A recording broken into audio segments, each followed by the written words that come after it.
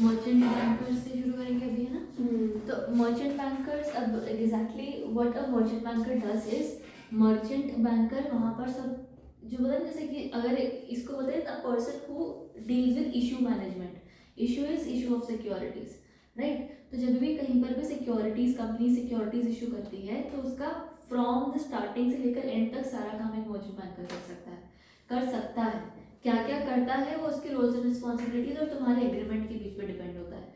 जैसे अगर एक मर्चेंट बैंकर है, ठीक है, तो that merchant banker will deal with the issue, ये पूरा आईपीओ कैसे रेज होगा, क्या उसका काम होगा, क्या नहीं होगा, सेबी की एप्लीकेशन, स्टॉक एक्सचेंज की एप्लीकेशन, ये सारी चीज़ें हो गई। उसके अलावा अगर मान लो शेयर्स की एप्लीकेशन हो गई है, अब अंडरराइट करना पड़ता है अगर, तो merchant banker can also act as an underwriter, ऐसा वो हो गया। फिर अलॉटमेंट का काम है सारा, जो भी सारी चीज़ें हैं, so everything dealing with the issue of securities up till the allotment, that merchant banker is the one who can do it, ठीक है। तो डील्स विद इशू मैनेजमेंट, पूरे इशू को मैनेज करना इज मर्चेंट बैंकर, राइट। तो अभी merchant bank जितना अच्छे से उन्होंने इन्वेस्टमेंट एडवाइजर के बारे में दिया है ना, उतना अच्छे से मर्चेंट बैंकर या ये पोर्टफोलियो मैनेजर के बारे में नहीं दिया है। तो हम बस उसको स्पेसिफिक तरीके से पढ़ के निकलते हैं आगे। Who is a merchant banker means any person who is engaged in the business of issue management, either by making arrangements regarding selling, buying or subscribing to securities, or acting as a manager, consultant, advisor or rendering corporate advisory services in relation to such issue management. तो सी इनके काम करने का या इनके मतलब work का कोई स्कोप ही नहीं है, जैसे they have everything which they do, right.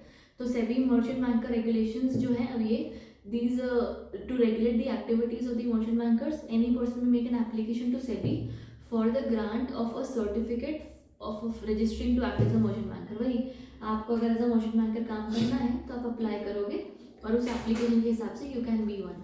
अब एक चीज़ जो तुम्हें समझनी है, क्या मर्चेंट बैंकर का जो काम है वो कितना ज़्यादा एक्सटेंसिव है, राइट। तो कोई एक अकेला आदमी क्या वो काम कर सकता है? नहीं कर पाएगा, डिलीजेंटली तो प्रॉपर्ली नहीं कर पाएगा। तो merchant banker will always be a company, a corporate, ठीक है। फिर उसमें भी उन्होंने बोला कि क्या एक एमवी का इंसान जो इतना कमाता नहीं है या कुछ person as such corporate can he act as a merchant banker, तो वहाँ पर भी it is a no, because वहाँ पर उन्होंने स्पेसिफिकली बोल दिया कि एक मर्चेंट बैंकर तभी एक मर्चेंट बैंकर की तरह एक्ट कर सकता है जब उसका खुद का कैपिटल भी कम से कम 5 करोड़ रुपये हो, ठीक है। नहीं, पहले आपने बोला मर्चेंट बैंकर कुछ भी जो इश्यू सारे काम कर हाँ, सकता है, राइट। बट यहाँ पे बोल रहे ये पर्सन है, और आप पर्सन ये बोल रहे हो कि जैसे कि सारा काम वो हैंडल नहीं कर सकता अकेला बंदा, तो अब कंपनी है, इंडिविजुअल नहीं है। देखो वहाँ पे पर्सन लिखा है ना, पर्सन की जो डेफिनेशन है हमने जो शुरू से पढ़ी है, पर्सन की डेफिनेशन में कुछ भी आता है ना, तो एचयूएफ इंडिविजुअल कंपनी सब आ गया ना,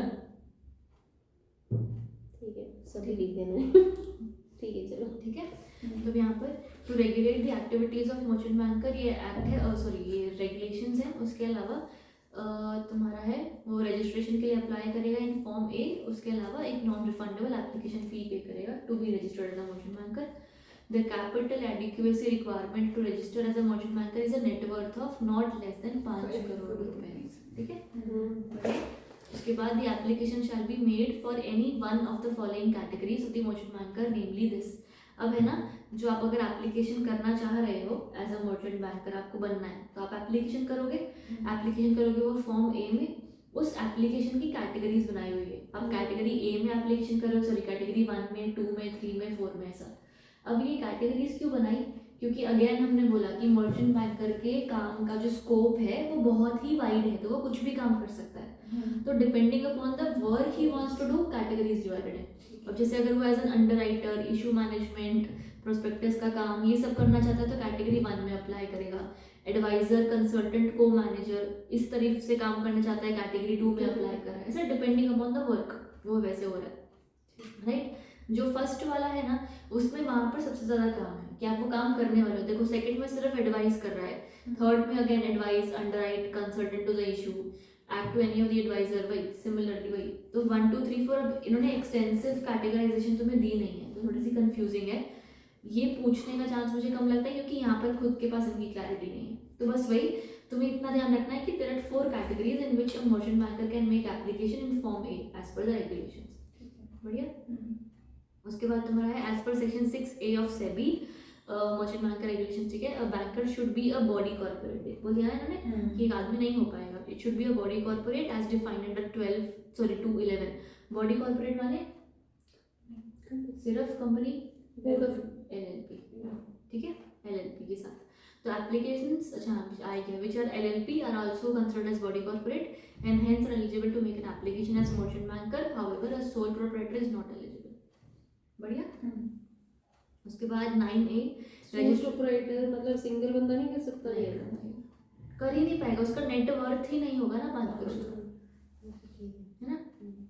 उसके बाद एक नेटवर्थ भी तो कॉर्पोरेट की ही होती है ना, आदमी की नेटवर्थ होती है एक इंसान की, इंडिविजुअल की, सुनते तो है ना, जैसे होती है उसकी नेट इनकम नहीं होती है, उसकी नेटवर्थ होती है। इंडिविजुअल्स की भी नेटवर्थ हो सकता है, फिर तो बड़ा बड़े मेरे में।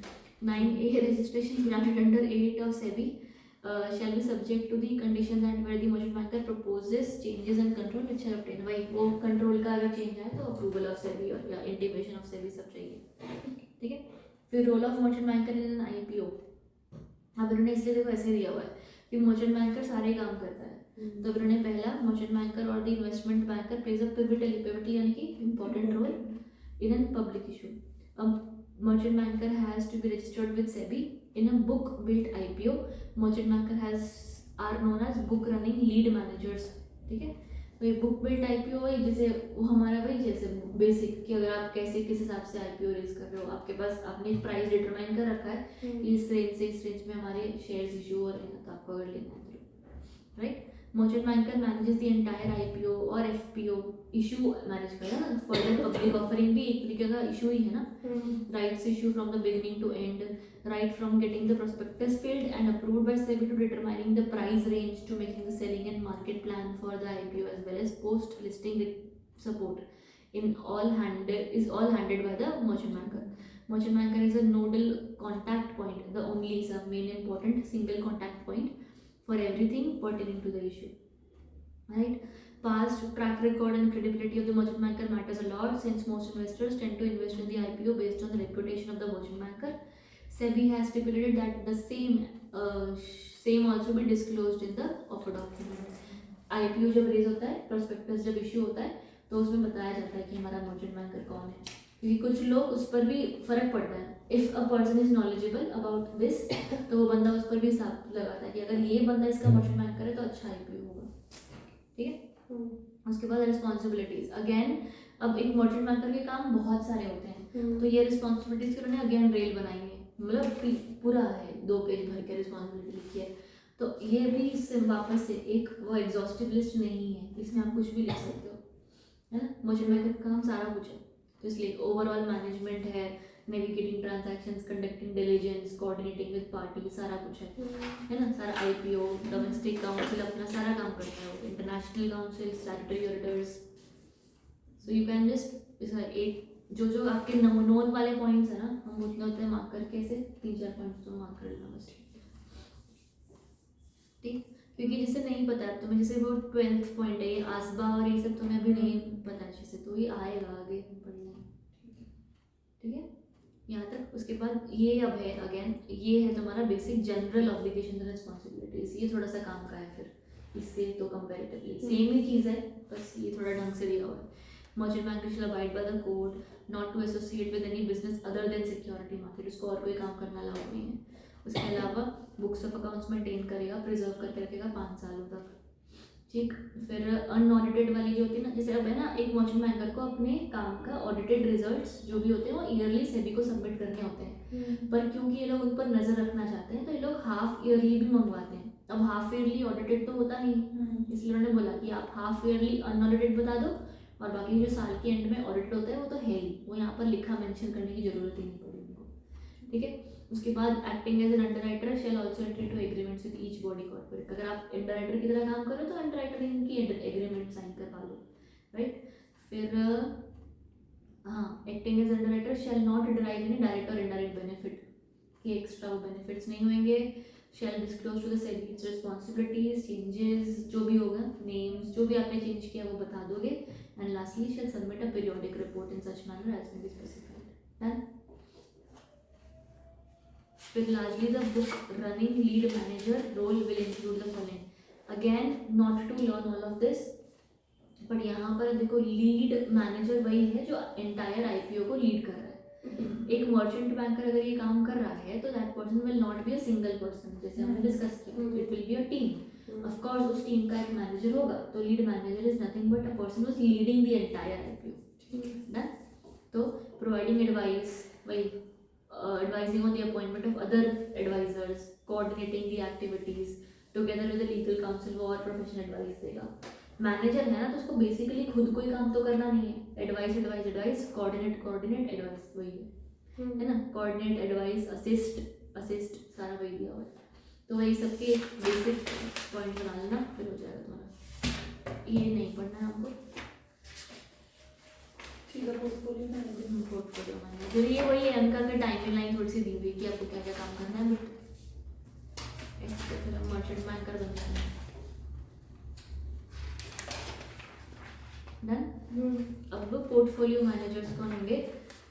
ऑलमोस्ट वही है जो एक इन्वेस्टमेंट एडवाइजर होता है ना, कि क्या इन्वेस्ट करना है, कौन से शेयर्स अच्छे हैं, आपका कैसा कहाँ लगना चाहिए, कहाँ लगना नहीं चाहिए, सब कुछ है। तो पोर्टफोलियो मैनेजर काम वही करता है। तो फिर अलग क्यों बनाया? पोर्टफोलियो मैनेजर एक वो इंसान होगा जो खुद ही दिमाग लगाकर खुद ही तुम्हारे शेयर्स को इन्वेस्ट कर देगा, तो उससे पूछेगा ही नहीं। आया समझ? Portfolio manager has the discretion to invest if he wants to, he can. अब दो तरह से होता है, एक पोर्टफोलियो मैनेजर भी दो तरह से होता है, एक होता है डिस्क्रेशनरी, एक होता है नॉन डिस्क्रेशनरी। डिस्क्रेशनरी मतलब अपनी मर्जी का मालिक, वो तुम्हें पूछेगा ही नहीं, तुम्हें बताना भी जरूरी नहीं, समझा पड़ा, हमने इतना इन्वेस्ट किया, इतना प्रॉफिट आ गया, बस ऐसा कि क्योंकि तेरे पैसे हैं मैं तुझे बता रहा हूँ, नहीं तो मैं नहीं बताता, एक इतना मतलब समझ के रखो। तो पोर्टफोलियो मैनेजर्स दो तरह से होंगे, एक डिस्क्रेशनरी, एक नॉन डिस्क्रेशनरी। डिस्क्रेशनरी वाले will not ask you before investing, they will invest on the profits reported to you. Non discretionary मतलब वो एंटायरली अपनी मर्जी नहीं लगाएंगे, तुमसे पूछ लेंगे कि हम ये करना चाह रहे हैं, if is it okay with you, वैसा दे विल आस्क यू, ठीक है। तो वो नॉन डिस्क्रेशनरी है। नॉन डिस्क्रेशनरी वाले सिमिलर टू इन्वेस्टमेंट एडवाइजर्स होते हैं, हाँ, वो जो कंफ्यूजन है वो क्रिएट होगी, वो है सिमिलर होते हैं, बस मेन फर्क यही है कि इन्वेस्टमेंट एडवाइजर्स में फाइनल से आपका होता है और आप ही को ट्रांजैक्शन एंटर करना है। पोर्टफोलियो मैनेजमेंट में आपको वो पूछ रहे हैं, बट इवेंचुअली ट्रांजैक्शन वो खुद एंटर करते हैं, राइट, क्योंकि वो आपका पूरा शेयर्स, जैसे मैंने जो जो शेयर्स तेरे को दिखाए कि मैंने ये लिया है, वो सारा मेरा पोर्टफोलियो कहा जाता है कि क्या क्या शेयर्स मेरे पास हैं, वो मेरा पोर्टफोलियो है, तो वो मेरे पोर्टफोलियो को मैनेज कर रहे हैं। हम लोग दो तरीके से थे, एक में कि भाई वो बिना पूछे कर लेंगे खुद इन्वेस्ट, और एक में पूछ लेंगे। हाँ, बस डिस्क्रेशनरी मतलब अपनी मर्जी के मालिक, नॉन डिस्क्रेशनरी मतलब पूछ लेंगे। तो मैम अगर डिस्क्रिशनरी वाले ने इन्वेस्ट किया और अगर लॉस हो गया तो नहीं, बस ठीक है, कुछ नहीं कर सकते, वो subject to market risk. Non dictionary में वो पूछेंगे ना, ठीक है। अब कोई भी इंसान अगर ऐसा है तो फिर पोर्टफोलियो मैनेजर ही क्यों ना अपॉइंट कर ले? Why would I go to an investment advisor rather than a portfolio manager? Because a portfolio manager will not entertain you unless and until you invest at least I think 5 crore rupees. अच्छा, ठीक है, तो कोई भी इंसान 5 करोड़ के ऊपर invest करता है ना, तो ही पोर्टफोलियो मैनेजर उसको भाव देगा, नहीं तो भाव ही नहीं देगा। ठीक है, आया समझ? ठीक है, तो छोटी मोटी वो बात करते ही नहीं।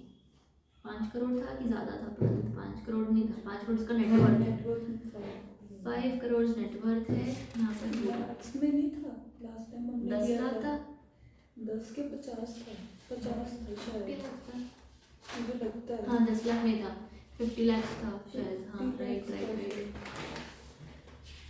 हाँ 6 पॉइंट देखिए एक बार, the portfolio manager is required to accept as mandated a minimum INR of 50 lakh और securities having minimum worth of 50 lakh from the client.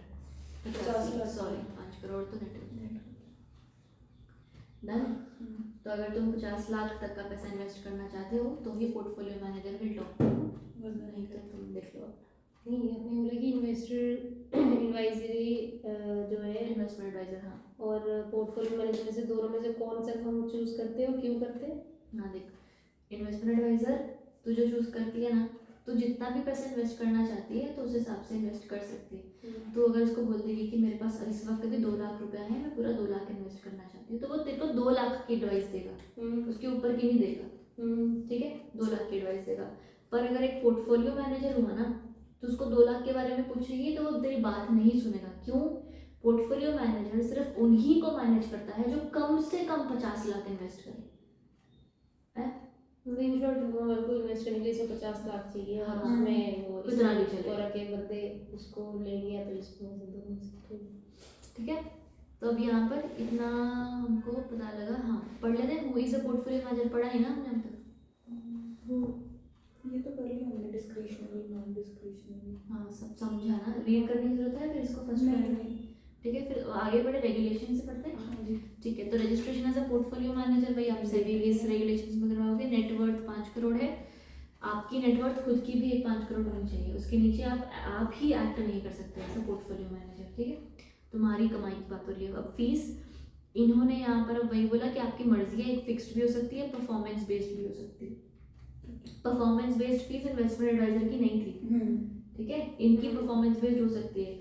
Performance based हुई तो थोड़ा सा हम लोग मोटिवेट होंगे बेटर काम करने को, क्योंकि खुद इन्वेस्ट कर रहे हैं, बस ऐसा मान के चल लेते हैं अभी, बाकी कोई लॉजिकली अंडरस्टैंडिंग तो यही है। तो SEBI provides that portfolio manager shall charge a fee as per the agreement with the client for rendering portfolio management services. Fees so charged may be fixed amount or a performance based fees or a combination of both. However, no upfront fees shall be charged by the manager directly or indirectly to the clients. ठीक है, कोई limit, कुछ minimum, कुछ भी यहाँ तो नहीं दिया हुआ है, आप चार्ज कर सकते हो, दोनों भी चार्ज सकते हो, फिक्स्ड प्लस परफॉर्मेंस भी कर सकते हो कि इतना % और 2 लाख रुपए, ऐसा भी कर सकते हो। इन्वेस्टमेंट एडवाइजर एक ही चीज कर सकता था, या तो वो 2.5% या तो वो 1.25, दोनों में से कोई एक ही चीज कर सकता था। ठीक है, the agreement between portfolio manager and the client shall inter alia also include the quantum and the manner of fees payable by the client for each activity for which services rendered by the portfolio manager directly. सब decide कर लिया जाएगा कि कब कहाँ कैसे पैसे देने हैं, everything will be decided. Done. उसके बाद तुम्हारा investment rules for portfolio manager for investment of client funds. इस 4th पॉइंट को नॉट इम्पोर्टेंट मान सकते हो, नहीं इम्पोर्टेंट लग रहा है ये, मैंने क्यों लिखा है यहाँ पे नॉट इम्पोर्टेंट? 5th पॉइंट में समझ है नहीं, ये सारे पॉइंट की बात कर रहे हैं। हाँ नहीं वो इसमें नहीं, इसमें कुछ है कि non discretionary portfolio managers invest up to 25% of the asset management. हाँ, पढ़ते हैं, इम्पोर्टेंट होगा, इम्पोर्टेंट है, मैंने गलत लिखा हुआ है, पता नहीं क्यों लिखा ऐसा। हाँ, समझ नहीं आ रहा होगा। The portfolio manager shall, before taking up an assignment of management of funds and portfolio on behalf of a client, enter into an agreement in writing with such client। ठीक है, पहला तो वही है कि आप enter into an agreement करोगे, है ना, फर्स्ट पॉइंट डन है, इजी है। Second point, money or securities accepted by the portfolio manager shall not be invested or managed by the portfolio manager except in terms of the agreement। जो agreement है उस हिसाब से काम होगा। Third, the portfolio manager may make investment in the securities of its related parties or its associates only after obtaining prior consent from the client। Done है। Under discretionary portfolio manager कौन? जो किसी की नहीं सुनता, ठीक है। Portfolio manager shall invest funds of his clients in the security listed और traded on a recognised stock exchange, money market instruments, units of mutual funds through direct plan and other securities as specified by SEBI. अपनी मर्जी से कहीं पर भी invest कर सकता है, वो म्यूचुअल फंड भी हो सकता है, स्टॉक एक्सचेंज भी हो सकता है, मनी मार्केट इंस्ट्रूमेंट कुछ भी हो सकता है, ठीक है, कोई प्रॉब्लम नहीं है। अंडर नॉन डिस्क्रिशनरी, जो जिसमें वो हमको पूछता है ना, portfolio manager may invest up to 25% of the assets asset under management, यानी कि जितना हमने उसको दिया हुआ है, तो संभाल मेरा 51 लाख का पोर्टफोलियो संभाल अगर, तो उसका 25% इन अनलिस्टेड भी डाल सकता है वो, in addition to the securities permitted for discretionary portfolio management. ठीक है, ठीक है। उसके बाद तुम्हारा however portfolio manager may offer discretionary और नॉन डिस्क्रिशनरी और एडवाइजरी सर्विस और for investment up to 100% of the assets under management of large value accredited investors in unlisted securities subject to appropriate disclosures in the disclosure document and terms agreed between the client and the portfolio manager। समझ आया कुछ? Portfolio manager जो है वो offer कर रहा है क्या? सारी discretionary non discretionary advisory services दे रहा है, ठीक है। एक सेकंड रुक, मैं भी कंफ्यूज हो गई। वो अपनी सारी सर्विसेज दे रहा है up to 100% of the assets under management of the large value accredited investors in unlisted securities, ठीक है। अच्छा, सिर्फ लिस्टेड की भी अनलिस्टेड की भी दे सकता है अगर वॉल्यूम ज़्यादा होगी, इन्वेस्टमेंट वॉल्यूम ज़्यादा होगी। नहीं, इसका सेंस नहीं बनेगा ना, ऐसा क्यों करेगा फिर? हम्म, We invest up to 25% of the assets under management of a client in unlisted securities in addition to the securities permitted for discretionary portfolio management. ठीक है। However, portfolio manager may offer discretionary or non-discretionary services up to 100% of the assets under management. The large value accredited investors and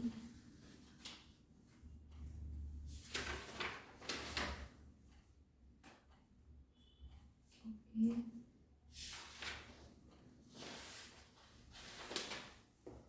अच्छा, थोड़ा sense नहीं था पर इसका मुझे याद आया।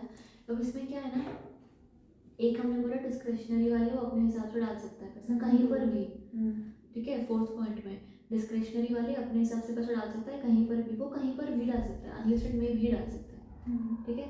बात खत्म। नॉन डिस्क्रिशनरी वालों के लिए क्या बोला कि आप पैसा डाल सकते हो कहीं पर भी, उस पूरे पैसे का 25% आप अनलिस्टेड में डाल सकते हो, ठीक है। उसमें भी कोई प्रॉब्लम नहीं है, 25% तक अनलिस्टेड में डाल सकते हो। अगर डिस्क्रिशनरी वाला है तो उसमें तो आप कितना भी डाल सकते हो। देखो, in addition to the securities permitted for discretionary, वो आपकी मर्जी है, वो आप कहीं पर भी डाल सकते हो। 25% तक अगर डालना है, वो नॉन डिस्क्रिशनरी वाले पोर्शन की बात कर रहे हो, ठीक है। हाउ एवर ऐसा बोल दिया, अपनी ही लाइन को उन्होंने कॉन्ट्राडिक्ट किया है थोड़ा सा, जहाँ पर उन्होंने बोला however portfolio manager may offer any kind of service, discretionary या नॉन डिस्क्रिशनरी या एडवाइजरी, ठीक है, for investments up to 100% of the asset under management. मैं जो भी जितना भी इन्वेस्ट करना चाहती हूँ, मेरे उस सारे एसेट का वो पूरा मतलब पूरे एसेट के लिए वो हर तरीके की सर्विस मुझे देंगे, ठीक है। एडवाइजरी भी देंगे, डिस्क्रिशनरी नॉन, सब तरीके की सर्विस देंगे of course. And may invest in ये अनलिस्टेड सिक्योरिटीज एज वेल, ऐसा कहीं पर भी पैसा डाल सकते हैं, but of course provided disclosures है, ठीक है। तो ये अगर नहीं भी लिखे पॉइंट चलेगा? हाँ हाँ चलेगा, बस मैं इसको लेकिन सही वाला देखूंगी मैं, मेरे को क्योंकि डाउट है। एक ऑम्बड्समैन देखना है, एक अपने को ये पॉइंट देखना है पेज 663 पे, और बेटर पढ़ना पड़ेगा मुझे यार, ठीक है। उसके बाद तुम्हारा 6th पॉइंट में क्या बोला हुआ है? 50 lakhs minimum lakhs minimum from the client, minimum investment होना चाहिए, right. The client of portfolio managers onboarded before 21 January 20 shall in case of any top-up comply with the requirement of the minimum investment and top up their account to minimum 50 lakh. समझा है ये मतलब कि अगर कोई इंसान 21 जनवरी 2020 से पहले मेरा क्लाइंट था तो तब मिनिमम रिक्वायरमेंट 50 लाख की नहीं थी, ठीक है। तो अगर उसका कम था तो कोई बात नहीं, वो कम मैं संभाल लूँगी, ऐसा बोलेंगे नहीं। पर अगर मान लो मैंने मेरी इन्वेस्टमेंट बढ़ानी है, मैं बढ़ाऊंगी तो फिर मेरे को बढ़ा के पूरा 50 लाख ही बढ़ाना पड़ेगा, ठीक है, ठीक है। ठीक है। The client may withdraw partial amounts from his portfolio in accordance with the terms of the agreement between the client and portfolio manager. However, value of investment shall not be less than the applicable minimum amount. है, मैंने 2 crore invest कर रखा है तो मैं निकाल सकती हूँ पैसा, पर 50 लाख तक फिर वो रखना चाहिए। उसके अलावा client need not top up his account if the portfolio value falls below the minimum investment amount as a result of valuation of portfolio। ये समझ में कि मैंने कहीं पर इन्वेस्ट किया है, मैंने 51 लाख से उसको दिए थे इन्वेस्ट करने को, राइट। अब मेरे पूरे के पूरे एसेट की वैल्यू इन्वेस्टमेंट करने के बाद ऐसा बढ़िया 50 लाख इन्वेस्ट किया था, आज उस 50 लाख का 52 लाख हो गया है, अच्छी बात है। बजट डिक्लेयर हुआ, वो बजट आया, उस दिन सारे शेयर मार्केट गिर गई थी, तो वो गिर के 47 लाख हो गया, तो मेरी गलती थोड़ी ना है। मैंने तो 51 ही दिया था ना, मैंने तो 51 ही दिया था ना, तो 47 हो गया, इसलिए मैं और पैसे दूँ ऐसा नहीं होगा, ठीक है, डन। उसके बाद तुम्हारा मैनेजमेंट और एडमिनिस्ट्रेशन ऑफ क्लाइंट्स पोर्टफोलियो, ठीक है। मनी और securities accepted by the portfolio manager shall not be invested और managed by the portfolio manager except in terms of the agreement. Same चीज, जैसे एग्रीमेंट है उसी हिसाब से आपको मैनेज करना है, डन है। अपॉइंटमेंट ऑफ कस्टोडियन, अब ये क्या हुआ, तुमने वो डेरिवेटिव्स और ये सब पढ़े थे हमने, याद है, हमने कस्टोडियन भी समझा हुआ है, जिसके अंदर मान लो मैं गोल्ड डेरिवेटिव्स में तेरे को दिखाया, गोल्ड डेरिवेटिव्स खरीदती हूँ, तो जितने अमाउंट के वो डेरिवेटिव्स ट्रेड हो रहे हैं ना, ठीक है, उतने अमाउंट का सच का गोल्ड भी रखा जाता है, ठीक है।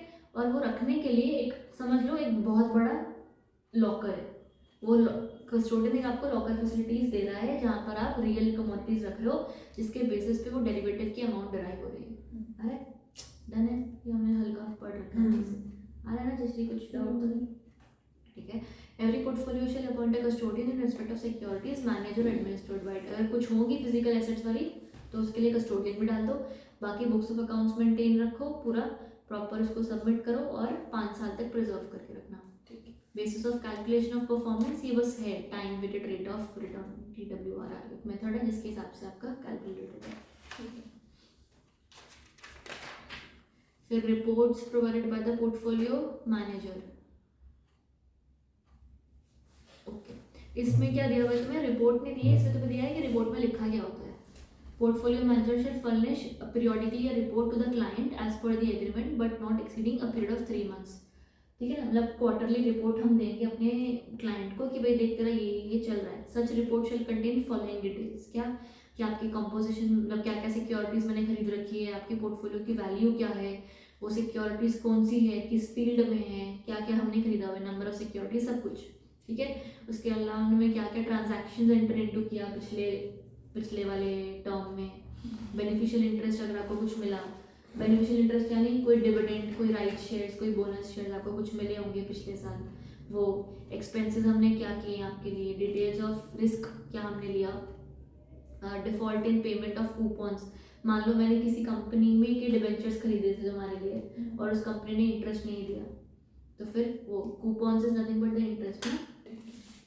ठीक, उसके अलावा details of commission pay to distributors, for the distributors वही वाले जो शेयर्स बिकवाने में मदद करते हैं, अगर मैंने उनको कोई कमीशन पे करी है तो वो भी, कोई भी तरीके का खर्चा आपके पोर्टफोलियो को मैनेज करने के लिए अगर लिया है तो वो वाला खर्चा सब आ जाएगा। Right, then you have disclosure mechanism of the portfolio managers to their clients. The portfolio manager provides the clients a disclosure document prior to entering into an agreement. Enter into agreement से पहले, मैं तुम्हारा portfolio manager बनूं उससे पहले ही मैं तुम्हें एक disclosure दे रहा हूँ। उस डिस्क्लोजर में सब कुछ लिखा होगा कि मैं क्या काम करता हूँ, क्या क्या मेरी और एंटिटीज़ हैं, क्या क्या मेरी और एक्टिविटीज़ हैं, किसी कंपनी के साथ एसोसिएटेड हूँ, सब कुछ लिखा होगा। Quantum of manner of payment, fees क्या होने वाली है, risk, complete disclosures, transactions, related parties, सब कुछ। ठीक है, फिर it is relevant to note that SEBI does not approve any of the services offered by the portfolio manager. An investor has to invest in the services based on the terms and conditions laid out in the disclosure document and the agreement between the portfolio manager and the investor.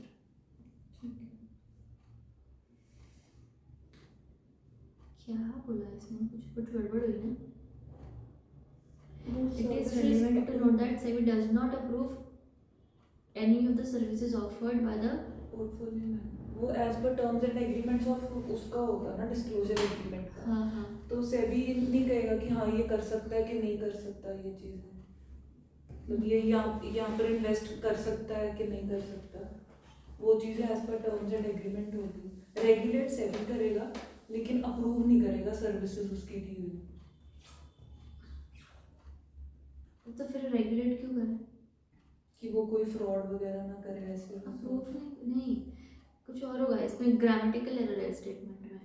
It is relevant to know that SEBI if वाला आएगा कुछ, if SEBI does not approve any of the services offered by portfolio manager and investor has to invest in the services based on the terms and conditions laid out in the disclosure document and agreement between the portfolio manager and the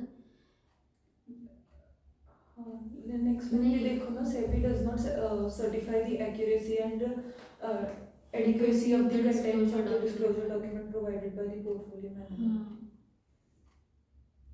हाँ, एक तो ये line हो गई। ऊपर वाली line मेरे को लग रहा है वो है कि जो सर्विसेज डिस्क्लोजर डॉक्यूमेंट में नहीं लिखी है ना वो अप्रूव नहीं करता। हाँ कि तो वो नहीं कर सकता काम। ठीक है। Does not approve any of the services offered by the portfolio manager outside of the agreement, ऐसा डन। हाँ, ये होगा। उसके बाद बाकी हम उस कंटेंट को सर्टिफाई करने का कुछ नहीं रखते, है ना। Lastly, portfolio manager shall file with SEBI a copy of the disclosure document.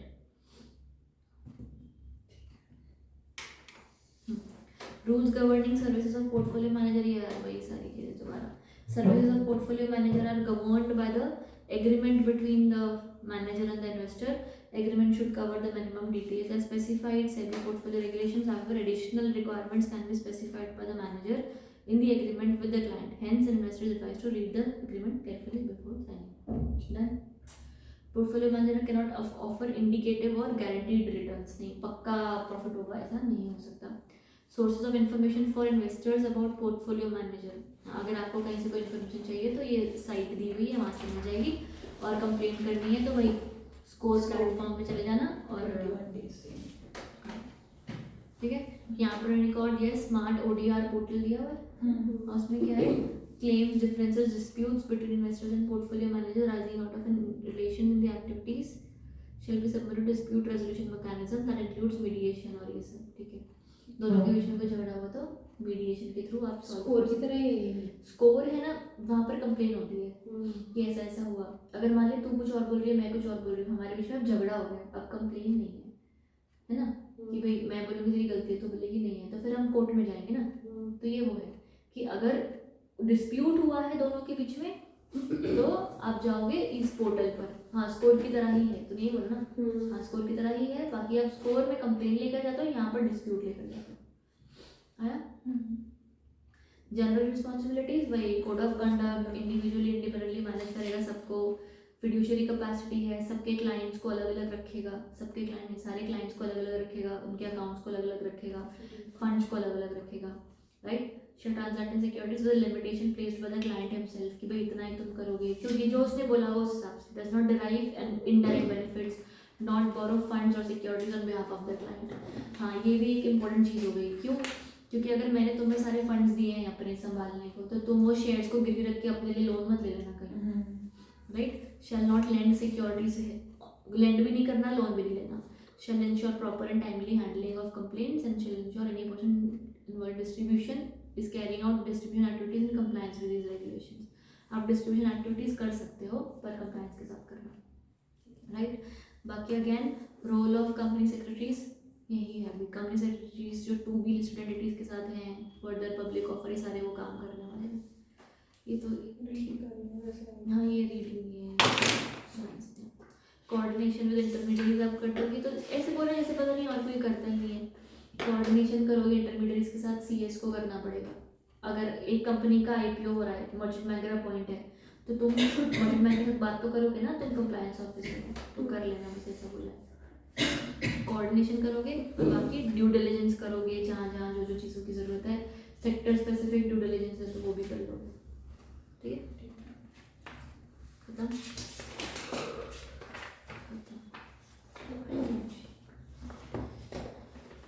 ठीक है, रोज का एक चैप्टर भी करेंगे अगर हम लोग. तो कल ये बुक लानी है कि दूसरी लाके आनी है? कल